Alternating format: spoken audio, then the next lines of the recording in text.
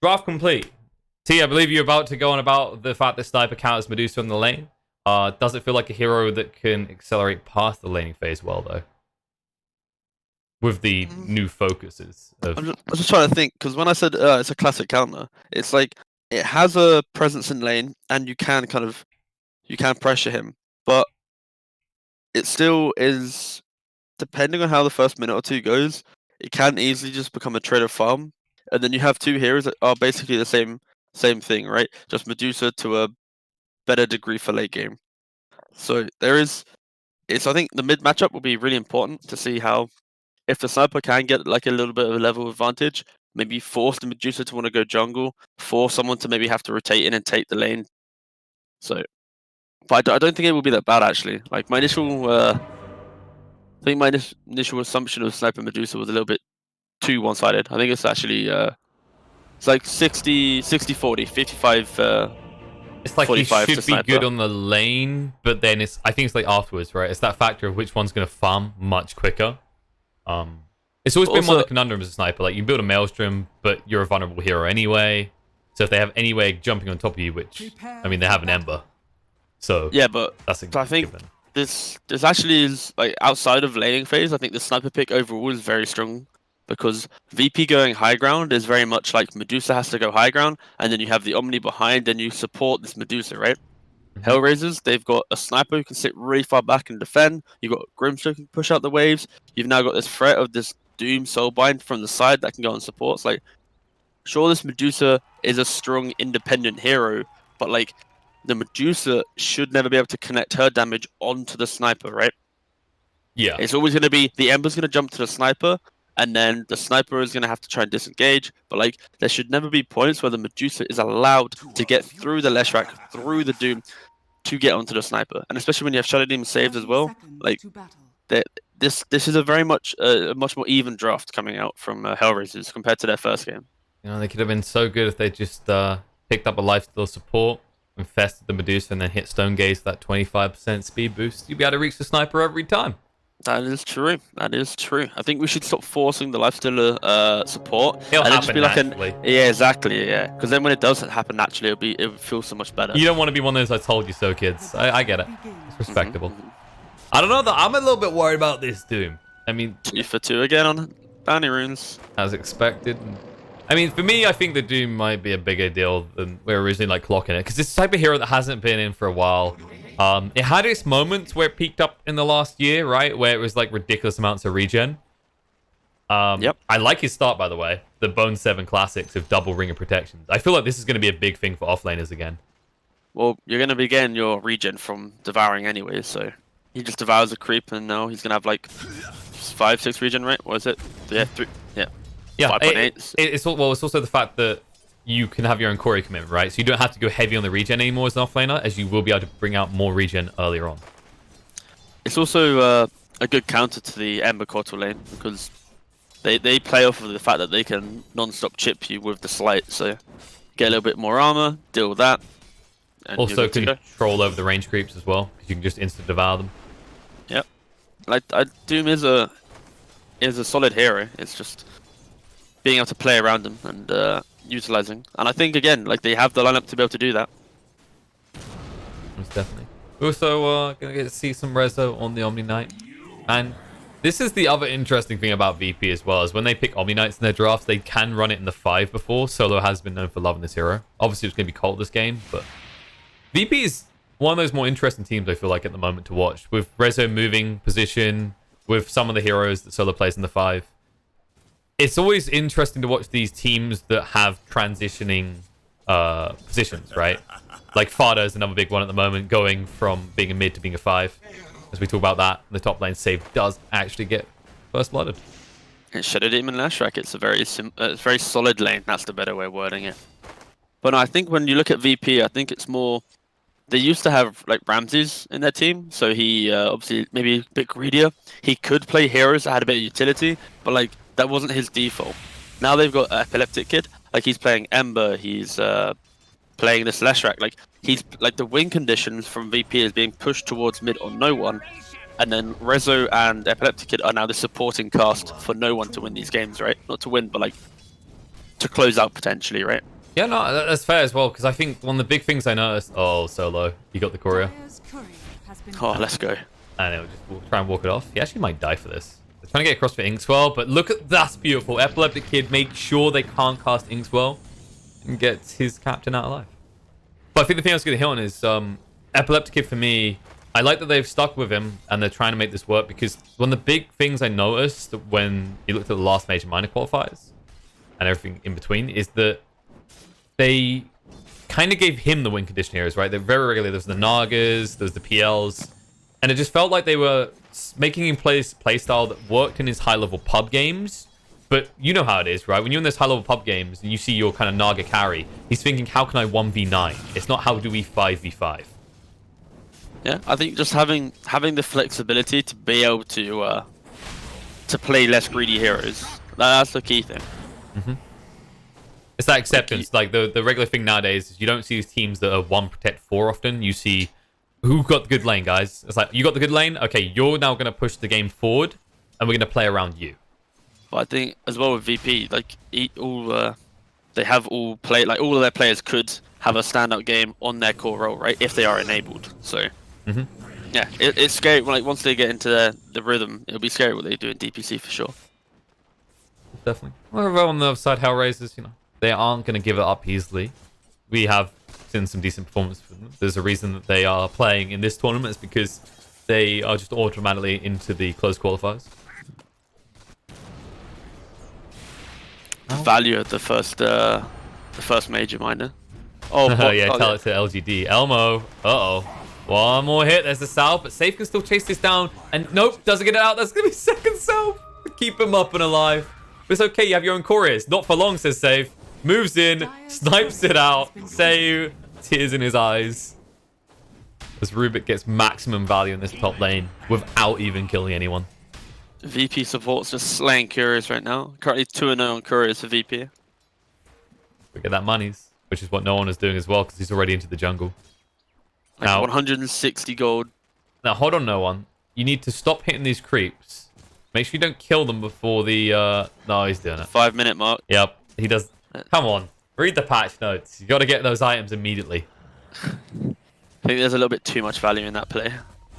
That's right. Does go down the top lane. And runes are up. Seiyu gets one in the top. VP will get the other. And it looks like in the bot, HellRaisers get 2 runes. Yeah, this bot lane is... this team doesn't really care about this Ember Coddle lane at all. Oh, there it is. Not bad hero to get an arcane ring on as well. Yeah, that's pretty good. If he had points in mana shield, though. Yeah, eventually. Soon. You know what the annoying part is at the moment is being a support, like arcane ring drops, and your, I don't know, let's say like your Chaos Knight holds onto it. But this game, no one's like, no. Nice. He gave it to the Rubik actually. That's good. That's good. That's what I was about to highlight, right? Like you probably had this. The cores just don't give you the items. Like really? I'm the support. I should have those mini arcane boots. Oh, the broom. Oh. No. Oh no, we didn't get it. All right, Elmo does get his item. But who did it drop to? It was dropped to Elmo, so it was the HellRaisers item. That would have been huge if Rezo got his hands on. Oh, I see. Yeah. Oh, I actually think that's the big play. camp I've seen the most contesting and stealing of items on as well. It's brutal. Because most teams are stacking that 2-3 times, and then you just see both teams just ignore their lane and go across to try and steal the farm. Yeah, it is now scary to farm a stack next to someone if like you're not paying attention for the item, right? If you're chipping at it from afar, it can be scary. Oh no, Bobo, he actually missed the stun. The Inks will go afterwards, but Epileptic Kid can walk away. They are diving, however, and they will get the kill. Still a dead man. I mean, he had sticks. That's all I'm going to say. I don't think it would have kept him alive, but he did have sticks. Might have actually got a kill in Doom. The Medusa just going full jungle now, not really caring about mid lane. He'll farm up when it pushes in, but the sniper's got 21 deny, so he's trying his best to keep the lane as far back from Medusa as possible. Nice face facts. One of them's going to get neutral items, the other one. Oh, there we go. He's going to the jungle now. I mean, he's building a Midas. That's his way of getting neutral items. He has at least started stacking as well. Like both of these heroes do exactly the same thing outside of like the 5-minute mark. They're both going to want to push out their lane and both want to hit jungle creep. So Isn't me? Like, I was kind of excited last patch because while you know, oh, it was getting stale, we did a new patch. We were getting to a stage where mids were rotating out regularly, right? And now it's just kind of gone back to farming constantly. I mean, on top, they farm heroes. Potentially. Yeah, like, it's draft dependent, but in the games that we've seen, when you have a Lycan or you have like this Medusa, they're gonna want to have to like sit back for a little bit and then have a go time. So Hopefully, we get a mix on both sides as it goes on. Like, see some Lenas again, rotating to the out lanes as an example. Maybe not Lina. I don't think Lina's a mid hero. I think he is probably still a support hero. Probably. But it felt like the most recent changes. It looked like they were trying to buff it as a core, but I just still see cores lightly taking things like the cast range talent and building the same way as a support. It was just such an integral part of the hero. Oh, they're going on bottom as well. Yeah, they are. And the Inkwell's going to connect with the Stomp as well. They'll bring him down. He'll get rid of the silence and barely get away alive. And now you get the pesky experience of an Ember just TPing back to base. Well, your gank failed. Achieved nothing. Oh, more items coming out for VP. They do get the Ironwood Tree recipe again. This time, they get the Faded Brooch. However, alright. Hey, you know what? HellRaisers is getting a little bit better this time. They got the Broom handle. Although, I don't know if Doom is the best carry for that. And then, in fairness, they did just get their hands on the Optic, which gives cast range. Who they put it on? Probably should put it on maybe like the Shadow Demon or the Leshrac. That's what I'm thinking. To give them a little bit. Shadow Demon for a little bit more save, maybe. I don't think they noticed it. Where did it drop? Please tell me VP didn't. Okay, they didn't. VP didn't get it. I think it's a Grimstroke got like dropped it. I think Maposhka dropped it. Okay, if I ping it. Okay, I was gonna say if I ping it, does it like take me to it? But no, I really like the way that HellRaisers have like adapted from the first game. They've got like like they've picked the Shadow Demon who can make stacks. They've got a hero that can farm the stacks. You know, they're just utilizing them up a little bit better from the first game. The first game their draft was like not patch friendly. Top. Going to Rezo. They're definitely not being friendly with him. The Inkswell, they can't quite connect, and the split up misses, so Rezo runs away. Solo ensures that he escapes. I still can't find where this item is. Optic. Hello? I'm pretty sure they're the ones that got the Optic. Yeah, it's on the Leshrac. Oh, okay. I was looking at the scarring, I was like, where the hell did this go? Not a bad hero as well. Obviously, those longer range split earths didn't serve him too well in the last attempt. But this time, they did, however, get the elixir, which... I mean, the elixir seems nice at this point, and then you have to keep in mind it's an item that will disappear after a certain amount of use. Oh, this contest for the top outpost. Yeah, bot's just a clean one. Doom walks in, gets it, and now he's coming top. Say will be brought down, but there it is. Bo moving in. Has the Doom, throws it out straight away into Rezo. There's going to be a steal, though. Save did get his hands on the Doom. Can they get the deny? No. But they have a big ultimate to play around themselves now. Meanwhile, and instantly getting the outpost back. You know who the real winner of all this is? Nyx, just the only one continuing to farm here. Actually, Epileptic Kid went down, but there's a slight difference in their net worth right now. Nyx is definitely on top, and is Doom going to do it? He is doing it. He's going for the Midas build. Yeah, like in this game, if you've had a solid laning phase, like you know this game's gonna go pretty late. Like Sniper's not gonna be able to just suddenly go high ground.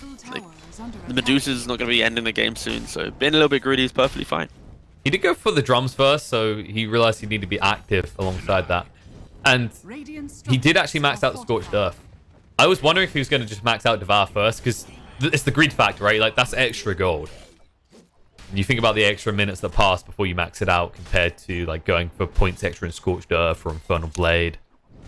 Yeah, there's a very early timing where the Doom can actually punish. Oh, Sniper there. Punishing Nyx. He tried to move away, but the Doom was used by Save, and an easy kill should lead him to a push on the tower. Yeah, so with the Doom, he has to buy these active items because there's the early window where he can be the strongest hero on the map pretty much. So if he goes full greed, he's going to miss that timing. So he can greed it up at any point in the game. Elmo being greedy down the bot as he actually pushes in for the tower. Won't be able to actually bring it down directly straight away, but now he has his boots of travel. So we get to experience pesky Leshrac, you know, pushing a lane, rotate out with the boots of travel, push another lane, just split the opponents across the map. And just try and make space for the Sniper. And obviously, you mentioned that Doom, who is strong right now, but he's going to wane, right? It's kind of like, it's a comparison you gave last game where there's a team that is a gradual curve and another one that has spikes. Yeah, this game, it's very much a gradual for VP, where they just inevitably scale. And then HellRaisers have very clear spikes for this lineup. That being most likely maybe like a Midas Blink on Doom. And like Vision from the Grimstroke, just needing to get the wards out is going to be like a clean timing. Like if he can get the good wards out from a smoke with the item timings of Doom, that's going to be imperative. And then he just sniper, like what, Maelstrom complete, and then he's going BKB this game, so no intentions for a 4-star early. I think he just go like Maelstrom BKB or Maelstrom BKB, like yeah, Javelin BKB could also be fine, but I think he needs for sure an early BKB is key. Yeah, because the 4-star won't get you away from the Ember really. And speaking of sniper, Assassinate's coming in on a save. The Inkswell did stun up, but Grimstroke now in trouble. There's the leash, double disruption coming out, playing your balls. Be good now. Steel's going to be there. Actually, did get his hands on the Soulbind, and he's staying alive because say you can't kill him off. Oh boy. That was very, very poor from HellRaisers, where they made a smoke play into one side of the map, but then the Doom ran by himself like in another direction, right? He went for the Ember. So as they came in, it's like they get a Soulbind onto 2 here. Doom comes and like splits them even over here, but like the Omni's already down here saving the Ember. The Medusa's naturally very tanky, so it's they need, if they want to make these plays, they need to doom the Omni and then roll over them. If they Soulbind the Medusa or they try and doom an Ember, the Omni will always save them, or the Medusa will just stone gaze, right? Like they have to get rid of this Omni. That's true. That's a big reason why so many games we've seen in the past Omni Knight gets banned, right? It's a hero that gets forgotten about, comes back in, immediately everyone goes, why did we ever let this through? Like, it's not repel, but in some ways it's better. Heavenly Grace, especially against things like Doom. Especially when your lineup built around like stuns and lockdown. When you have this status resist being thrown onto heroes, it's very good. Very strong. Pretty infuriating. So what I think HellRaisers just need to slow down, get their first items, their first mobility items to get onto the back lines, and then utilize the fact that they have better team fight and go together. Yeah, that's the thing I was looking for, is like, okay, who's going for what? Like, you're going to see Yules on Elmo, that's not really going to get you to the back line. Doom, he isn't going for the Blink. He's going for the BKB straight after the Midas. BKB can also be fine, like, so you have 2 options for getting to the backline, right? You either have a Blink, which just gets you there, or a BKB, which allows you to like just run through it, right? So either option can be fine. He just needs to make sure that it doesn't take too long to get the item, so that they miss their timing. Yeah, Scorched Earth could get some slight tweaks, so he can actually run in effectively with the drum. And Sniper, nope, they didn't catch him. Doom Chains was off the mark. I mean, in fairness, you're close to a shrine. That's a risky. Yeah, that would have been so risky. A tithe to the impurities. You know, if there's one consistency in Dota these days, it's don't attack enemies near shrines. Not on equal footing. Rezo, Heavenly Grace runs in, Purge comes out, but won't last very long, and Seiyu takes a lot more damage. Stun will be off the mark. They actually hold it in the end. Ignis Fardus goes down. Bobo is controlled up. No Doom for 25 seconds. Stone Gaze to keep the rest of the team away as they eviscerate the Doom. The Epileptic Kid still has 1 remnant to work with as Safe leads the charge. Yeah, she throws it back these defensively. moves. Oh, they're still going. Okay, I think these moves from HellRaisers are just a little bit. They're just very unnecessary. It's premature. Like they get the bounty runes. They've already controlled the outposts, so they got the 1-for-1 split. They keep relentlessly going for the Omni Knight. Like this is now fine because he is so out of position. Yeah, because you know they've probably gone top because, well, Save even sure on the lane. It's like, okay. Exactly. They're showing on 2 lanes, so this kill's fine. But like the previous moves where you don't really know where they are and you see the Omni, it's like you could just create this like perfect line on the map and just farm up. But instead they're like clumping into one small area. They're gonna potentially be behind on levels, which they are. Like overall, like their supports are level 8. The supports on VP are 10 and 8. So there was also a breakaway point, right? Because you see that ward they had. That was there when they were fighting. So they knew the VP were coming in. There was an opportunity for HellRaisers to just disengage. Instead, they used like the Purge, and it felt like that point you got the sunken cost fallacy, right? Like, oh, damn, we're in for a penny, we're in for a pound, go deeper. Like, we've used our spells. If we don't go kill someone now, they'll just run us over anyway, and it just gets punished. Potentially they're feeling like they need to do something because they're grouped up, but that's not always the case. Oh, Never Sure picked up 20% magic resist, 8% spell damage. Who might get that one? I would like to think Would it be a certain Leshrac? dancing pony? Excellent choice. There you go. VP just grouping up top, wanting to start taking towers, knowing that HellRaisers are still waiting for their items. I wonder if... Man, I want to know if Almon could have a room to get his hands on the Grove Bow as well. Because it does reduce magic resistance of the attacked enemy by 12%. Then Nothing to he's see here. a true glass Tower. cannon. To the ultimate extremes, right? Why not? I mean, you've got disruption saves. Your Doom should be frontline for you. It's all good. It's the classic pub strategy, right? I don't need BKB or defensive items if everyone dies quicker. These neutral items are actually so good. Like, look at the Medusa who's got the Van Brace and the Ironwood Tree. Oof. And the Wraith Band as well. It's like, oof, he is so many small stats. And in conjunction with the 15 attack speed, like level 15 talent attack speed. Just look at him go. He can actually go fight where he wants. There is a fight going on. Ignis, they do actually push him out of it, but they push him closer to the team, which means Shadow Demon is down. No one can assist. Starting to look a little bit VP again. Not nowhere near as heavily as last game. I mean, the net worth is about even. It's just, if you look at map control right now, like this is HellRaisers. I mean, well, you can see a little bit extension down here. But even with that extension, I'm pretty sure there's like a 66% shift towards VP's map control.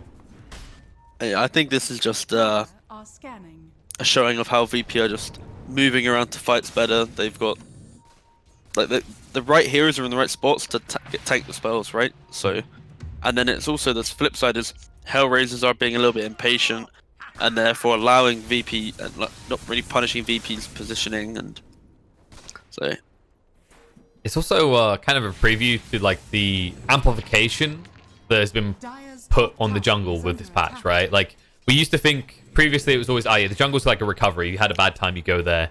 And it's annoying if they take the jungle away from you, but you can just rely on pushing in waves to an extent.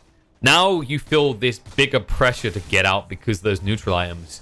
So if you can take the jungle away from your opponents, you can easily force errors out of them because they feel starved on items.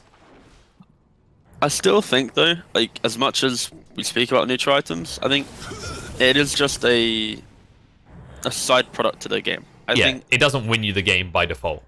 I think thinking about the jungle as like a necessity might be like a downfall for some teams. I think in laning phase and like utilizing the early kind of ability to access these neutral items is key.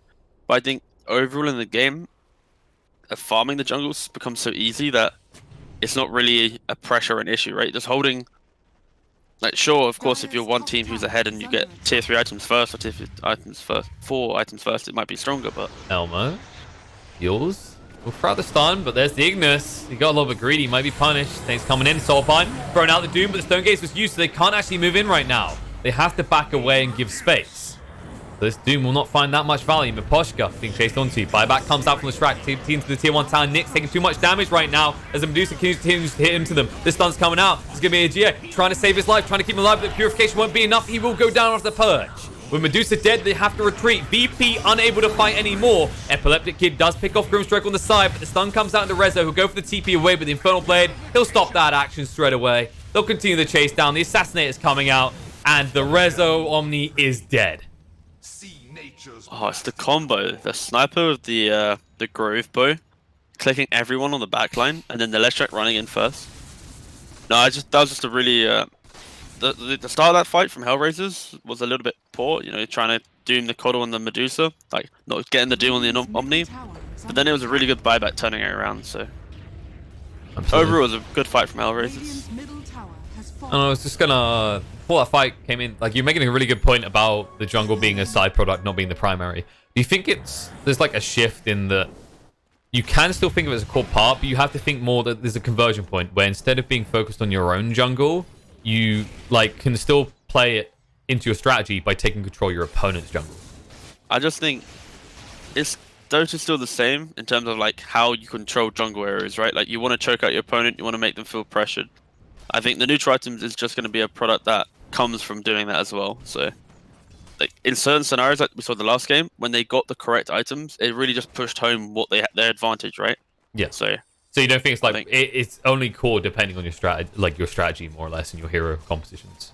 yeah, so in this game it's very chill, right? You're going to eventually get your items. It's not going to be like a Medusa suddenly getting the Ironwood or whatever tier 3 item would be. Let's say like a let's think of a good one real quick, like a Paladin sword. It's not going to be like, oh, well, this is game ending, right? But in the last game, like the Alk having that early spade and then getting the I'm trying to think of the names of them now. Oh, the pressure, The shovel, the trust, the shovel. Yeah, he got the shovel, and then he got like the.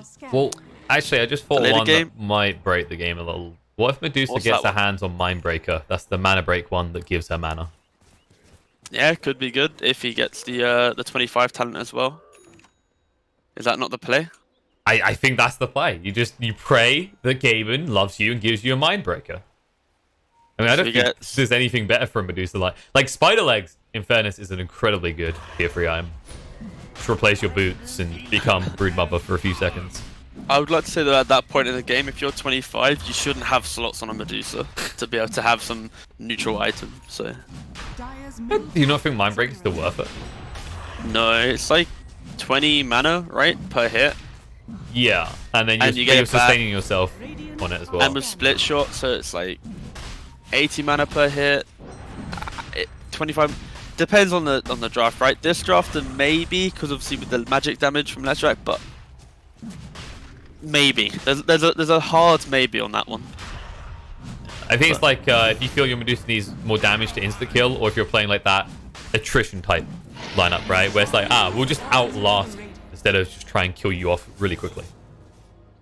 Which is kind of what Medusa's usually played to, is the fortress logic, right? It's like, I'm impenetrable, I'll just slowly run at you and whittle you down. Like it could potentially like replace boots, maybe. But That's what Spider Legs replaces, though. Oof. Tough choices. True. No one. Pretty far forward, gets punished. The Triumphant Lift comes out on the track. The Ignis is good, stops the Assassinate, and Doom is in with a BKB. Throws out the Doom on Omni Knight, but no one's there to follow up. The Doom used against him after save steals once more, but will give his life to the Assassinate. All in all, though, they keep the Medusa alive. They don't give over the Aegis, and the Doom is on cooldown now. Bobo is being toyed with. They're thinking about it. They're actually getting targets low. They've got 2 remnants to work with. Disruptions, but follow-up is there. But there is the Heavenly Grace to save the day. That should be the end of the HellRaisers- aggression. HellRaisers need to be really careful with how they take these engagements. Like they started the first couple fights they took, they just threw Doom on whoever came at them first. And now the Doom's trying to target the Omni, but it's like, even if you get the Doom and the Omni, you need to make sure your team's in the position to take the fight. Like, by the point in which he doomed the Omni, his team was so far back on the other side of the river, it's like, it's hard to follow up on. It's Solo's positioning as well, right? Like, if any POS 5 is going to play this aggressively, even on a call, you know it's Solo. Like, this guy's infamous for playing sometimes too far forward. But it worked perfectly there. This Ignis is becoming just as big of a deal as the Heavenly Grace saves from the Omni Knight. Yeah, they have a lot of ways to make sure this Medusa doesn't feel too pressured. Doom has to BKB just to run away. But now you really can't afford to defend this tower. You can already see the move. Sniper's like, nope, back to the primary jungle. Leshrac's already pushing out top, so they'll surrender the tower to VP. I'd like to see the neutral items start being passed around for like backpacks. Like you see the Medusa with an broom. essence. Yeah, he's got like an essence ring in his backpack, for example. Like you could pass it over to your. Oh, no, nice. He has. Who did you give it to? Oh, it's on his call. Nice. Oh. Let's go. We got a good one. HellRaisers just got the Helm of the Undying. Nice. That should potentially go into the to Leshrac. They gave it to Doom for the time being, which isn't a Sure. terrible target either. Well, it means it's like you can see it as 2 ways. It's either it's a hero that you know is gonna go in and die, but can still get damage out, or a hero that has to get a spell off. Therefore, having it on him just allows him to get that Doom. So if he, let's say, blinks in, he gets stunned, and he doesn't get the Doom off, he's gonna like have that extra 5 seconds of life, and then be able to kind of secure the Doom onto the Omni. So Yeah, or at the minimum, probably get 2 War Stomps out in a fight at least. They did get the Craggy Coat, which they gave to Elmo, so that'll be his survivability, just more armor. The other big one that just dropped, though, VP did get their hands on the Spider Legs. And they are going to keep it on Epileptic Kid. Wait, no, he actually gave it across. This should. I think this should be going on Medusa 100%. The spider But they legs. gave them to save. An admirable Just make choice. some plays. Yeah, blink in, spider legs out. Oh, what? Okay, come on. Come on, VP. That's actually another really good one for the lineup. They just got the Enchanted Quiver. That's the boost of damage and range on the first hit. Nice, that is pretty good. And it's True Strike. Ooh. Especially on a hero who has Skadi. That's one way to initiate from range. But Lincoln's pop, Elmo. Stun gets dodged, and that's a bit of a panic remnant spam to get the hell out. But he wasn't sure where they were. Meanwhile, top. Cool, calm and collected. I mean, is he still a cool cucumber if he uses all the remnants? And already had a different remnant in the mid lane? VP just moving middle as well. Like you just don't need to go high ground in these plays. You can just be. You just want to Move force them slow. off the map is the more important thing. Like you can see how they move top. They were trying to make a play on bottom. They missed it because Ember is a very good hero. You move top, pressure them back in the jungle, and now they're forced back into like, kind of a quarter of the map. Yeah, and now VP just keeps showing no one. Ignis is going to go down. BKB is going to be used by Doom. He's looking for a good target, trying to get rid of Solo. Assassinate won't be good enough. He's still chasing. Stonegates to just zone them away. Doom is in trouble now. He does have the Helmet Undying, but he still does not use the Doom. Will be lifted up, bursted down. Sure, you can throw out your ultimate, but really, who is the target here? Scorched Earth gets stolen as well. He's trying to finish off Solo. He won't be able to do so with the Heavenly Grace to ensure it. And you're missing your Doom for 70 seconds. No value out of the Undying helmet at all. This Doom's having a pretty hard game right now. Most fights he's gone in. I think Doom's have been off the mark. Gave him away a couple of times. Sniper, disrupt to save him. Soulbind's gonna come up, buy back from the Doom. Trying to get in to do actually summon in time, but Rubik goes down too quick. Epileptic Kid should be able to move away in time with a Remnant.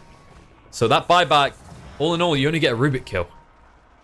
Yeah, he got a little bit giddy. Based off the Soulbind, he was like, okay, this is my time to buy back. But I think, was it GP to the tier 3 as well, right? He didn't go to the tier 2 tower.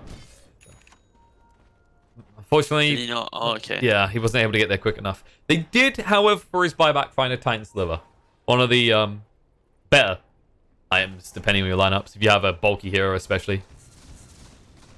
Definitely Doom on the type of heroes that could actually benefit from having that. But he gives it across the Nyx instead.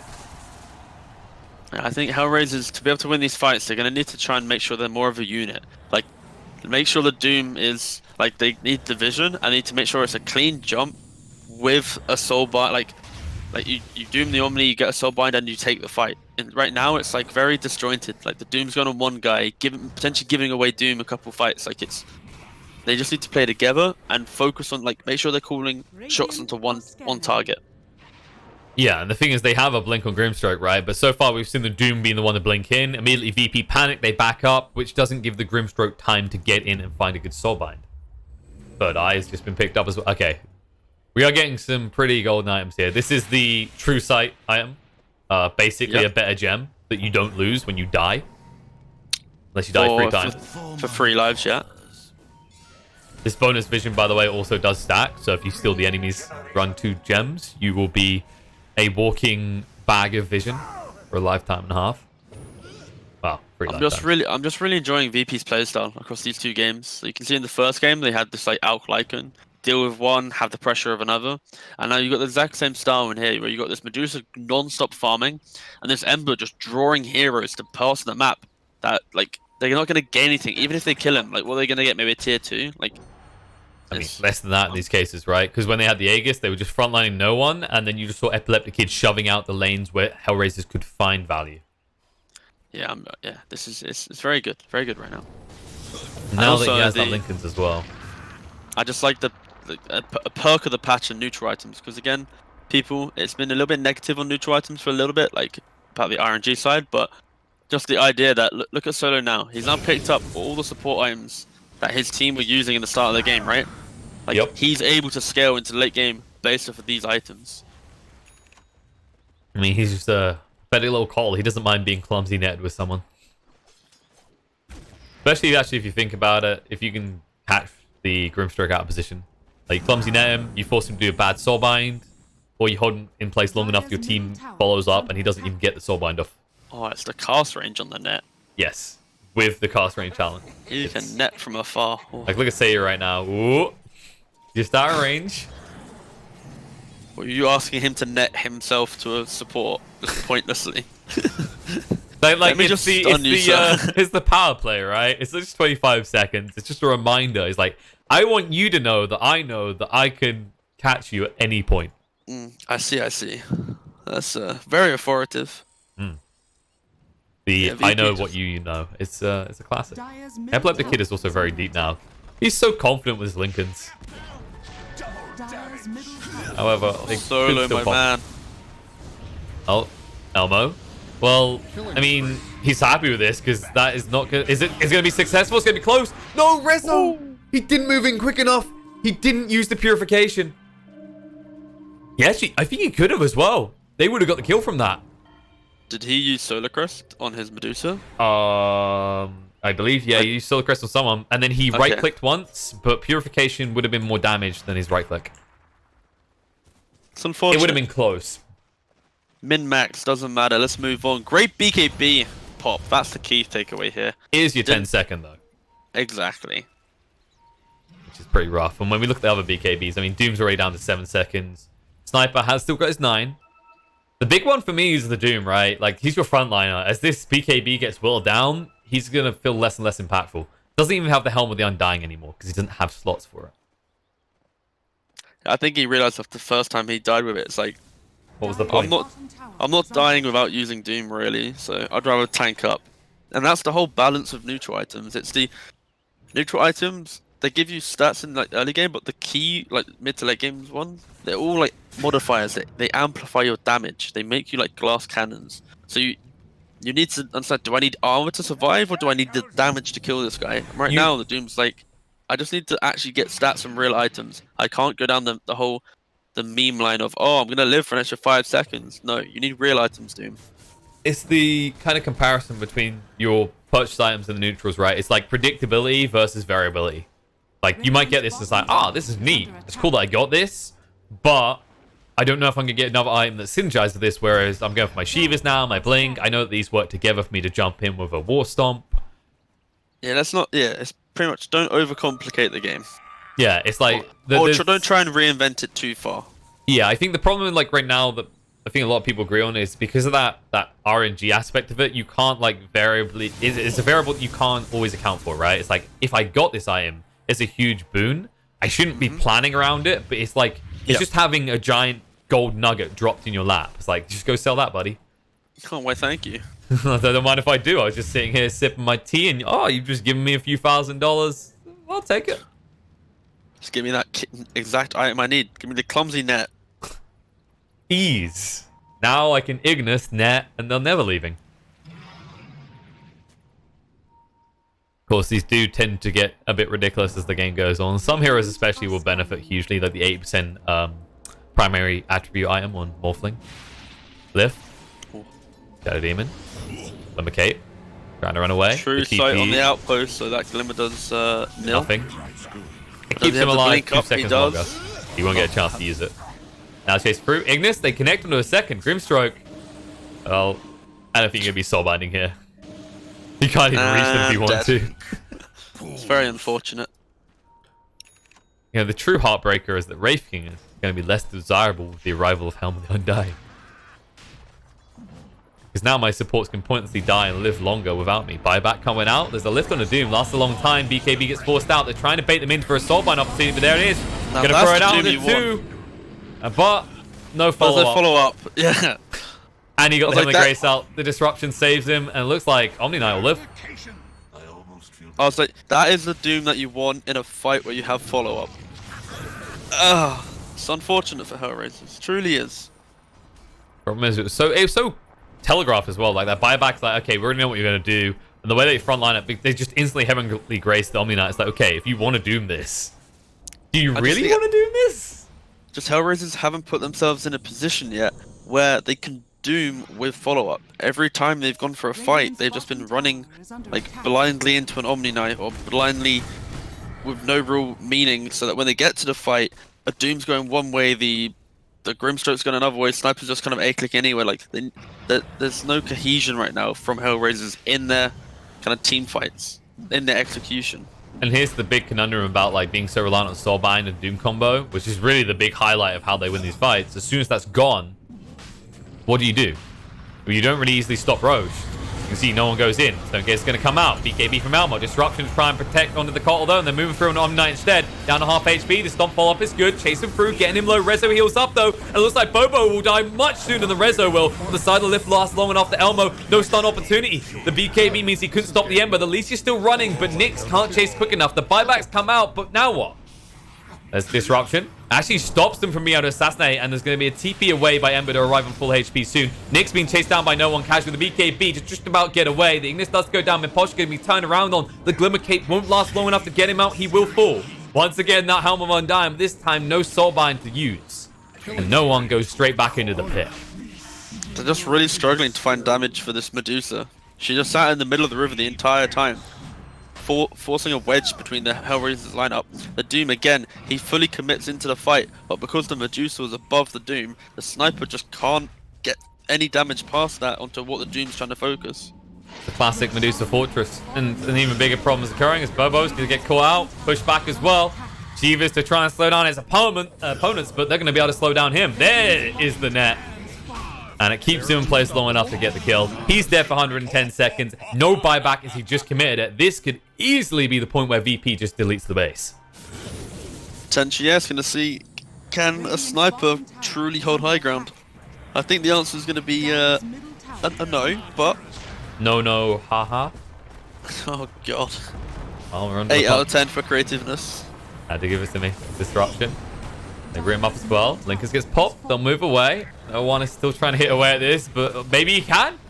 There's a lot of mana disappearing from no one. They do still have the Chakra coming off cooldown in 5 seconds. No one gets converged up. Still has the Aegis to work with. Needs to get rid of his illusions, which are causing a lot of damage to himself. Manta to try and dodge out and move away. Assassinate is going to be there, but it won't be enough to kill him off. If he stays alive, okay, they'll back off. Sniper can do it. Why did we ever doubt him? I guess when you have a Grove Bow with the extra attack range. This is true. And you have don't the, forget the and the magic attack resistance. range. No. It's the attack range. No, it's the attack range talent plus the Grove Bow attack range. He gets With to sit MKB. so far back before. If he wasn't 25 with this neutral item, he'd be like nearly where the, let's say, I'll ping it actually. He'd be like here, right? Yeah. Well, like he was here. He'd be here, and then when he got caught out with the disruptions here in chains, he'd be jumped on straight away. The root on him. So I think just the fact that he had 25 plus that, just give him a little bit more breathing room, and it was a little bit scarier for them to be able to dive him. So it's also really good with the. It was really good with the MKB because obviously that's magical damage now, and you have to keep in mind that reduce on magic resistance. Like, it seems small, but I mean it adds up, especially when you have a Mjolnir proccing alongside it. I'm ready for this to be a very long game. You want to see those 70-minute items? We need. I'm ready. We haven't seen it yet. I want the Meteor Hammer blink. I want Nahaz in item form to emerge. The most important moment of my life. I'm ready for that item to be actually used, like, well. But this is a key team fight right now. Moving in. Linkers gets popped. Root's going to be there, though. Soulbind links the two together. Doom comes out. Ignis is down to break up the back line and stop them chasing them. Medusa holds her ground. Bobo taking more damage. Split Earth's going to come out. But Medusa, she's not the target. Nyx has to actually try and get rid of his dudes to keep Seiyu alive. Save is hiding in the tree line. Disruption on him. BKB activating Epileptic Kid trying to chase through before stuff away by Elmo. Chase on him, Miposhka trying to find him. Nyx still at the back line. Finally able to find Save, but Save maybe saves his team by buying so much time alone. They chase him. Miposhka goes to the TP out. Nope, he won't get out this time. Actually, he completes the TP. He's dead in base. For once, a TP out death makes sense. Elmo, his death will not make sense to him. How did he get caught out like this? They chase him down. They kill him off. He's dead for 120 seconds, and he does not have buyback. Doom. All right, he'll get out just in time. The right-click off save was coming out. Did buyback. Be involved in this. Goes in. Left is there. Fade Bolt dragging him back. And there is your clumsy net for a clumsy fool as Doom gets caught out of his base far away from assistance. Yeah, I think we're at the point of the game now where the Sniper really just lacks getting his damage out. So in that fight, when they after the double Doom, the Sniper BKB'd because the Kotl actually got his Ignis off just before the Doom came out. So the Sniper BKB'd, hit the Ignis during BKB, and then he started killing an illusion after that. I believe one of Medusa's illusions. Yeah, because he was worried about his save. Exactly. So post BKB, he then gets to kill a Rubik, and now he has no, like, he can't stand up and man fight anyone. He has to run away. So And it's also this issue because every time he has the grow bow, he's obviously switching out his boots. If he gets caught out, like there is... I mean, Sniper usually struggles to get away. There is absolutely no chance in hell he escapes death at that point. He needs to get as much damage as possible to be able to eat through his Medusa. Well, he'll get one last chance because while they are taking 2 lanes, they can't take a third. There's a big creep wave pushing on that tier 2 VP bot. might just go for GG here. Quite possibly. There you go. You know there's no buybacks up. You need to slow this down a little bit. If you do, you'll have your team up before they can take your throne. But no one decides it's not worth the risk. They've already gone bot. They already took the tier 2. They're going to get mega creeps. Patience, beautiful. Composure. Discipline. Solo won't have anything else in this team.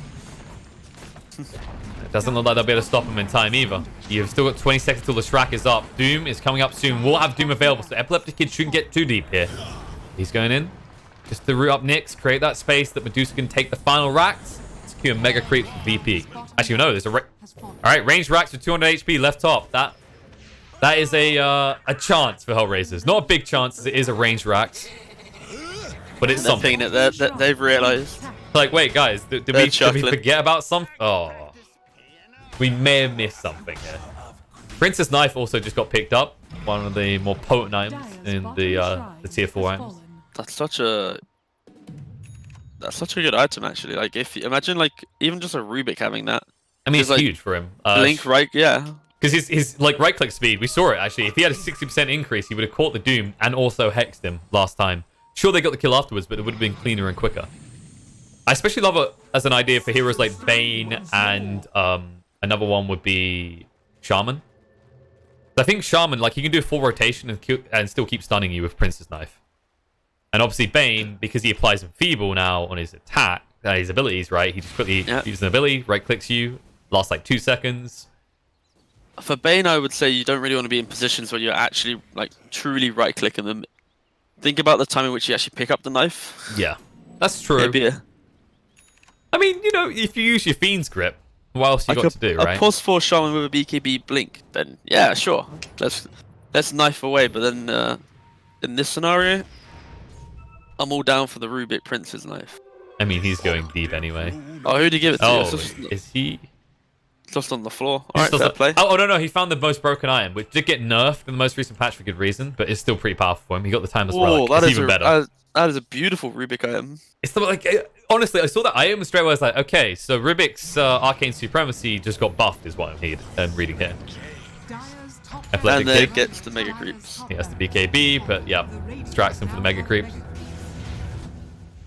Now you can just chill. You can wait for Roshi with VP. The onus is on HellRaisers to make something happen now, because you might be able to keep these waves out, but you won't be able to easily get on the map and make a play. It's like this entire game, VP have walked around as a unit with one hero always being on the other side of the map. Sure, Kortal's going to die right now, but does it really matter? Yeah, like, he pressed R. He done his part. Like, at the early stages of the game, you had the Omni doing it, just because, like, you need to be able to block those smoke ganks and do it. That then transitioned into mid-game, the Omni then started walking around with the Medusa, and the Ember was the one making the space. And now at the late-game portions, the Ember or the Corso can do it, because they both have boots of travel. So, well, I really like the way that VP are playing around their lineup.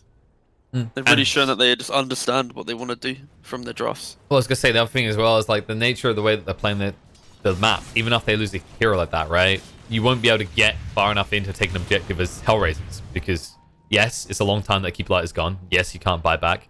But you're up against a lineup that has this Ember that's going to split the map. This Medusa that's not gankable, really. And even and the Mega Creeps, by the way. Yeah, that is a small, like, aspect of it. It does tend to kind of diminish your abilities to do things. Greatly. There's so many items just on the floor now that, like, we've gone past the time of tier 2 and tier 3 items. Like my favorite part was when you just keep seeing no one run around. Like, he found the Princess Knife. He's like, why is this on the ground, boys? If one of their supports ran through right now, I would hate to lose a game because of this. Just gonna hoover up. Knife, please. He's the responsible mother, right? Like, the kids have played with their toys, and now he's just, there you go. He's just making sure that they don't hurt themselves with those toys.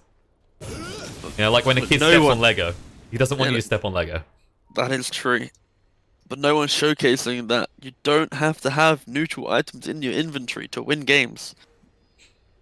He used them when he needed slots, but overall, when you end the game, Look at him. He's Medusa. He needs stats. He needs true DiMaggio. I think that's a classic way of wording it. Damasito, maybe? Which is what Nyx has some of. Beautiful. Hey, it's another Princess Knife. HR, I found one. By the way, there is the Divine Rapier on the Sniper. Oh, cool. Yeah, things just... You know, he won't have the extra range from Grove Bow anymore, but what he will have is hella lot of damage. Yeah, this is good. I think he now has... Yeah, he now has... This was literally the item he needed, actually. There was no other item he could have bought that could potentially win this game. The fact that it gives True Strike now, this Medusa will feel extremely pressured in these fights. That's true. She does have a Satanic, though, so not the easiest kill. And with the Lincoln's Heavenly Grace, like, you can't rely on stuns to hold her in place long enough that you can stop that lifesteal from coming out. So it feels like you have to, if you're a HellRaiser, you have to, like, inject, then withdraw, and then inject again, like a Slark lineup would. Or do you think that it's not enough? You have to go in and kill her with one commitment? No, I think it will be, now that with the Rapier, it will just be like one clean commitment. And also the Sniper has a Prince's Knife, so all he has to do is activate his take aim and get some max range. Oh no, he gave it away. Oh, I mean, I thought they might get to him. That would have been beautiful. Like he just max range hex someone, tabs it back in, then starts the fight. It'd be so Kappa, but... Okay, no. Let's be honest, this is 10 times better, right? You blink in, you hex someone, disrupt someone else, then pray that Flicker takes you back to safety. Oh, yeah, wait, should I even got a Flicker too? Oh, let's go. My first experience with this site was I picked it up as an Ursa. I was running away from a fight. I was like, well, statistically, like, only 20% of these directions kills me. It immediately flickered me into the enemy team. I have not used that item since. Nyx? Oh, he went deep on Epileptic Kid. The Hex is going to come out from the Princess Knife. Might just be enough. Needs 2 more hits to bring him down. Trying to move away with the Rainbows, but no. Ignis already gone. Ignis has been used. The BKB Nyx will clean it up. And a mistake being made. Bobo does split up the fight. Uses the Doom as well, but no one now chasing in with the Stone Gaze. Going to actually stone up on this Sniper as well. The Ignis dragging him in. Nyx can't move away quick enough. Disruptor to try and save him, but maybe too little, too late. As they move across, trying to get him, to kill him off. Nyx cannot stay alive. He is dead. He will buy back. As you said, no Satanics. Now he has to wait 15 seconds, but in 15 seconds, you're going to be 2 heroes shy. Buybacks come out. No one. Still healthy here. Has got the Rapier now, trying to run away. He's like, my precious, you can't have it. He is Golem in this situation. Disruption doesn't last long, though. As he comes out with the status resistance, chases down. Nyx has been slowed. Glimmer Cape to try and keep him alive, but they don't care about him anymore. They look towards the throne. Do you have the damage to kill off the Medusa in time? Maybe.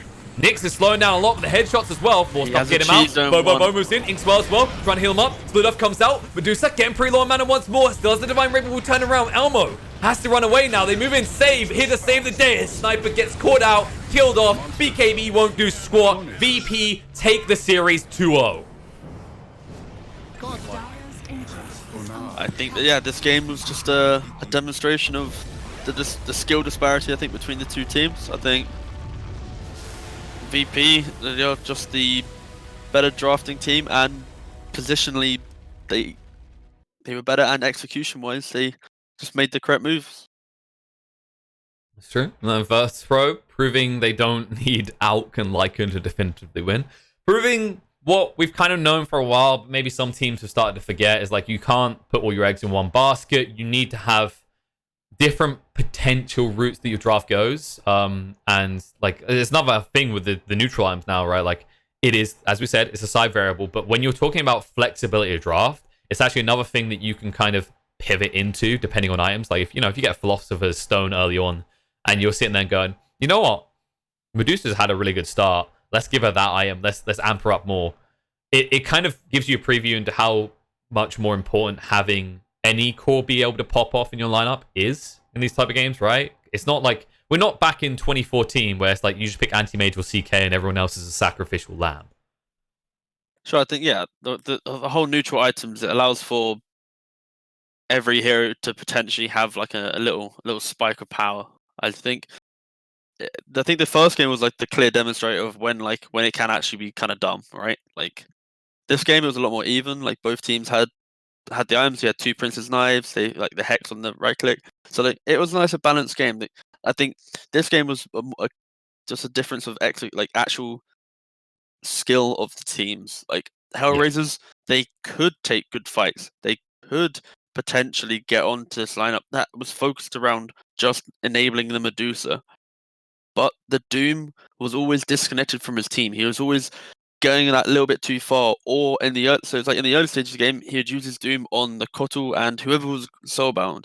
Then he was like, okay, I've actually got to Doom the Omni, and then from dooming the Omni, he was so deep, the Medusa was able to like run in between them, and then it disconnects the entire Hellraiser's team. So I think outside of neutral items, outside of draft, I think fundamentally this game is down to just the teamwork of both teams, and that VP just kind of outclassed Hellraisers in the key fights. Yeah, that's the thing. It's like, neutral. Like, we're gonna keep talking about neutral because it's such a big change, but it's like at its core, Dota is still what it was. You have to have the ability to flex your draft around your picks, and I mean, we saw in moments, right, where Hellraisers tried to aggress with Doom, but it felt like they were on different pages. Like, you saw him get those drums, and you mentioned it at that point. It's like he's the strongest hero on the map, but it didn't ever feel like they were playing around that. They did later, at which stage, like, okay, his time has passed. Okay, he is no longer the king, and It's because it's because at the time in which he had the drum and he was going Midas, he needed to sit back with the Midas for an extra 2 to 3 minutes, get that next key item, and then assert the pressure. But instead, they tried to make these moves, and the moves that they made, they were running into an Omni Knight. He was able to survive for so long because he saw them coming. That meant the TPs came in and they turned the kills. So it's like they had a very good start, but they didn't kind of convert that into finding a timing in which they could actually apply pressure. They wasted it because they thought that their timing was a little bit early, like not item dependent, right? And the lack of items then meant that obviously VP were able to farm up. And meanwhile, this entire time that they're doing this, of course, the Medusa's farming, the Embers being in your face. Like they're using so many resources to kill nothing. They're killing a Kotal, they're killing an Omni. And again, this then progressed into the mid to late game where Hellraiser spent the entire time as 5 heroes pretty much. And VP, they either had the Kotal by himself or the Ember by himself. Meanwhile, the rest of the team were always together. So even if Hellraisers ever made a smoke, they'd only ever be killing a plus 5 or most likely not killing the Ember because he'd just BKB Remnant out. So it was really hard for Hellraisers, but they had to win or at least get some advantage in the early game. And because they didn't, VP were able just to execute their draft in the exact way that it should have. Definitely a story of discipline versus desperation in this game. It's Hellraisers maybe a little bit off the mark with their timings and understanding their power spikes. And we mentioned in both series, it was a reflection, right? One game, general, just kind of curve upwards. Other one, power spikes. And VP just proving why the experience matters, how they actually understand their timings well and how to utilize cores at different points. Does mean that they are the first victors of the day, but plenty to still come. Up next, we are going to have Team Spirit versus J178. That is going to kick off in about 15 minutes. So go get yourself some snacks, then get back here for some more CIS Dota action.